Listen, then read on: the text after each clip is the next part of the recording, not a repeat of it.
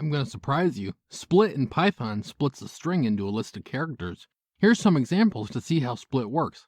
Just calling hi.split splits hi on any spaces. Obviously it has no spaces, so it returns a list containing just the string hi. Okay, let's add a space. Hi space I.split splits the string on spaces, meaning it returns a list containing the string h, then the string I. Even if you add a bunch of spaces between the h and I, split still returns the list containing h, then I. You don't have to just split on spaces though.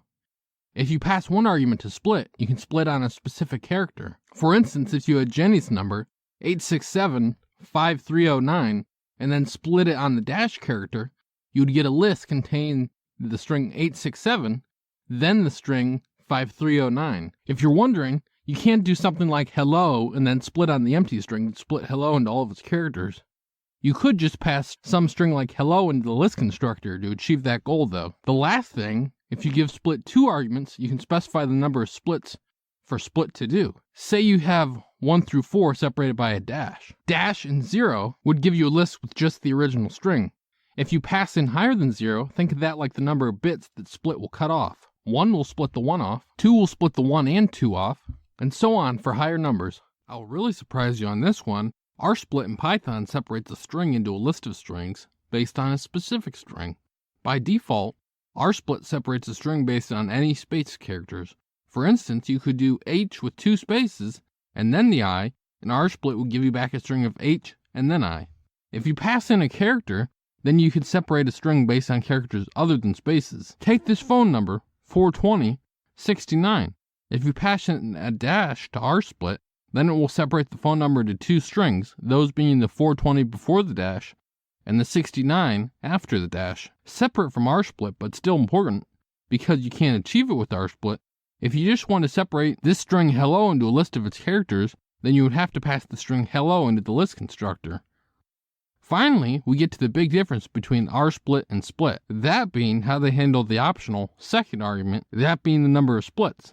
Let's take 5 through 8 separated by dashes. 0 splits still works the same as rsplit, it just returns the original string in the list without doing any splits. 1 split would only cut off the last bit, so it will cut the 8 off and make its own element, while still maintaining the 5 through 7 separated by dashes as the first element. 2 splits would cut off the next to last element, so 7 and 8 would be on their own, and 5 and 6 would still be together. Finally, 3 or more splits, because neither split nor rsplit have a cap on the number of splits you can specify, is just a normal split of all the numbers existing separately. Splitlines in Python separates a string based on line breaks into a list of strings. For example, with this string, the line breaks break up the sentence, the cat sat.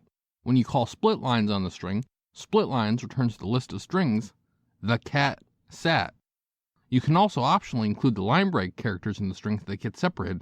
For example, pass in true to splitlines in this bit of code, and then the \n will stay with the string and the cat string. Partition in Python splits up a string into the part before a separator string, the separator string itself, and the part after the separator string. Here, if you partition hello on the E, you get a tuple with the string h, then the string e, finally the string llo. If you partition on the letter at the end of the string representing the part after the separator character will be empty. Similarly, if you partition on the letter at the start of the string representing the part before the separator character will be empty. If you partition with a string that appears more than once, the first occurrence of the string is selected, so partitioning on L will get you a tuple with the string he, then the string L, finally the string lo. Finally, if you partition with a string that doesn't appear in the string, you'll get a tuple where the first element is the entire string, and the other 2 elements are empty strings. rpartition in Python splits up a string into the part before a separator string, the separator string itself, and the part after the separator string. Here, if you rpartition hello on the E, you get a tuple with the string h, then the string e, finally the string llo. If you rpartition the letter at the end of the string representing the part after the separator character will be empty. Similarly, if you rpartition on the letter at the start of the string representing the part before the separator character will be empty. If you rpartition with a string that appears more than once, the last occurrence of the string is selected, so rpartitioning on L will get you a tuple with the string hel, the string L, finally the string O. Finally, if you rpartition with a string that doesn't appear in the string, you get a tuple where the last element is the entire string and the other two elements are empty strings.